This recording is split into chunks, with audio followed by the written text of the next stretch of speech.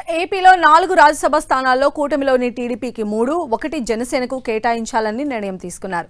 ఈ క్రమంలోనే జనసేన నుంచి రాజ్యసభ అభ్యర్థిగా లింగమనేని రమేష్ను ఎంపిక చేసినట్లు డిప్యూటీ సీఎం పవన్ కళ్యాణ్ అధికారికంగా ప్రకటించారు.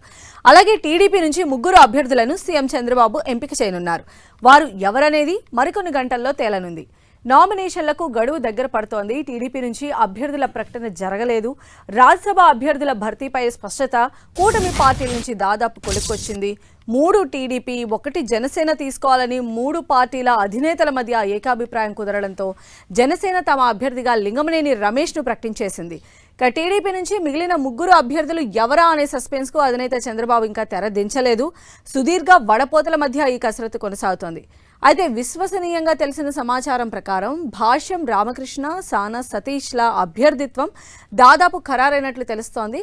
3వ అభ్యర్థిగా ఎస్సీ లేదా బీసీలో ఒకరికి అవకాశం దక్కనున్నట్లు సమాచారం.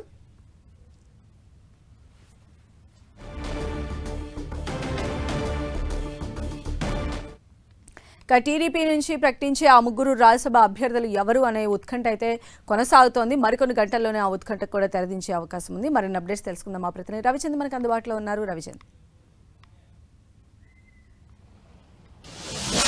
సంధ్య, టీడీపీ రాజ్యసభ అభ్యర్థుల లిస్టు ఎప్పుడు ప్రకటిస్తారా అని చెప్పి అందరూ కూడా ఆశావాహులంతా ఉత్కంఠగా ఎదురు చూస్తున్నారు. ఇప్పుడు వరకు కూడా అధికారికంగా ఎటువంటి సమాచారం అయితే లేదు. ఎందుకంటే చంద్రబాబు దీనిపై సుదీర్ఘ కసరత్తు చేస్తున్నారు. అనేక ఈక్వేషన్స్ అన్ని కూడా తెర మీదకు వస్తున్నాయి.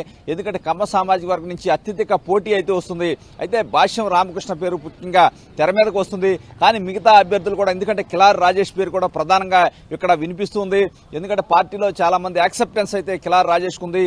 సుదీర్ఘకాలం పార్టీ ఉన్నతి కావచ్చు, పార్టీ కష్టకాలంలో ఉన్నప్పుడు కష్టపడి పనిచేశారనే పేరు కిలారి రాజేష్ ఉన్న నేపథ్యంలో ఆయన పట్ల కూడా కొంత సానుకూలత అయితే వ్యక్తం అవుతుంది. కానీ ఇప్పుడున్న సమాచారం ప్రకారం భాష్యం రామకృష్ణ ఆ పేరు ముందున్నట్టు మనకు తెలుస్తుంది. అదేవిధంగా సానా సతీష్ పేరు కూడా ప్రధానంగా ఖరారైందని చెప్తున్నారు. ఎందుకంటే సానా సతీష్ కి పోటీ కూడా లేదు. కాపు సామాజిక వర్గానికి చెందించే వ్యక్తి. అదేవిధంగా గత 2 సంవత్సరాల నుంచి పార్లమెంట్ లో ఆయన ఫైట్ చేస్తున్నారు.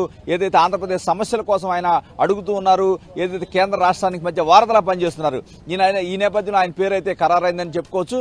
అయితే 3వ అభ్యర్థి కొంత కష్టతరంగా మారుతుంది. ఎవరికి ఇవ్వాలని చంద్రబాబు ఆలోచన చేస్తున్నారు. ఎందుకంటే ఏదైతే ఎస్సీ బీసీలో ఎవరికి ఇవ్వాలనే ఆలోచన చేస్తున్నారు. ఎస్సీలకు ఇవ్వాలంటే వర్లరామయ్య పేరు ప్రధానంగా ఉంది. ఎందుకంటే 2019లో ఆయన పేరు ప్రకటించిన తర్వాత అనూహ్యంగా ఆఖరి నిమిషంలో మార్చాల్సి వచ్చింది. ఆ తర్వాత కూడా 2020 వైసీపీ ఉన్నప్పుడు కూడా ఒకసారి నామినేషన్ దాఖలు చేశారు రాజ్యసభకి. ఈసారి ఎట్టి పరిస్థితుల్లో కూడా ఇవ్వాలనే ఆలోచన ముఖ్యమంత్రి చంద్రబాబు చేస్తున్నట్టు మనకు తెలుస్తుంది. అదేవిధంగా బీసీలు అయితే కనుక చింతకాయల విజయ్ పేరు కూడా ప్రధానంగా వస్తుంది. అదేవిధంగా చూసుకుంటే రాయలసీమ నుంచి బీసీ నేత తిప్పేస్వామి కూడా అడుగుతున్న పరిస్థితి మనకు కనిపిస్తుంది. ఈ విధంగా ఈక్వేషన్ ఈ విధంగా ఉంటే మరోవైపు మహిళకు ఒకటి ఇవ్వాలనే ఒక చర్చ కూడా పార్టీలో వస్తుంది. అయితే ఎస్సీ సామాజిక వర్గం నుంచి ఎస్సీల నుంచి మహిళకి ఇస్తే ఏ విధంగా ఉంటుందనే చర్చ జరుగుతుంది. అయితే మహిళలు చూస్తే కనుక ఇక్కడ మనకి కనిపిస్తుంది, ఏదైతే పనబాక లక్ష్మి కావచ్చు, పీతల సుజాత మాజీ మంత్రి, పార్టీలో మొదటి నుంచి పార్టీలో కీలకంగా వ్యవహరిస్తున్నారు పీతల సుజాత కావచ్చు, ఉండవల్లి శ్రీదేవి పేరు కూడా పార్టీలో అయితే ఒక చర్చ జరుగుతుంది. ఇవన్నీ కూడా అఫీషియల్ కాదు, కానీ చంద్రబాబు దగ్గర ఈ పేర్లు పరిశీలిస్తున్నారనే ఒక సమాచారం అయితే వస్తుంది. ఏది ఏమైనా కొంత 3వ సీటు విషయంలో కొంత సుదీర్ఘ కసరత్తు చేస్తున్నారు. అదేవిధంగా కమ్మ సామాజిక వర్గానికి సంబంధించి కూడా పోటీ అధికంగా వస్తుంది. ఎందుకంటే కిలారి రాజేష్ కావచ్చు, గల్లా జయదేవ్ కూడా, కమ్మపాటి రామ్మోహన్, అదేవిధంగా టీడీ జనార్దన్ కూడా గట్టిగా పట్టుబడుతున్నారు. ఆఖరి నిమిషంలో తమకున్న సానుకూలతలు వారు అధినేత దృష్టికి తీసుకువెళ్తున్నారు. ఎట్టి పరిస్థితుల్లో కూడా, ఎందుకంటే చంద్రబాబు అయితే సుదీర్ఘ కసరత్తు చేస్తున్నారు. ఈ రోజు ప్రకటించాలనుకున్నప్పటికీ ఆయన ఎక్సైజ్ చూస్తే కనుక, చంద్రబాబు కసరత్తు చూస్తే కనుక ఈ రోజు సాధ్యమయ్యేలా కనిపించట్లేదు. రేపు వాయిదా పడుతుందేమన్న అనుమానం అయితే మనకి కనిపిస్తుంది. ఎందుకంటే కమ్మ సామాజిక వర్గాన్ని ఏదో విధంగా చేసినప్పటికీ కూడా ఏదైతే మహిళ ఎవరిని తీసుకోవాలి, ప్రాంతాల సమతుల్యత ఏ విధంగా ఉండాలనేది కూడా చంద్రబాబు చర్చిస్తున్నారు. ఎందుకంటే చంద్రబాబు ఏ నిర్ణయం తీసుకున్నా కూడా అనేక విధాలుగా ఆలోచన చేస్తారు. పాజిటివ్స్, నెగిటివ్స్, అదేవిధంగా ప్రాంతాల బ్యాలెన్స్ కూడా చేయబోతున్నారు. అందువల్ల రాయలసీమ నుంచి ఏ విధంగా ఎవరిని తీసుకురావాలా ఈ ఆలోచనలన్నీ చేస్తున్నారు. కాబట్టి కొంత సమయం తీసుకునే అవకాశం అయితే ఉన్నట్టు మనకు తెలుస్తూ ఉంది. సంధ్య. రైట్.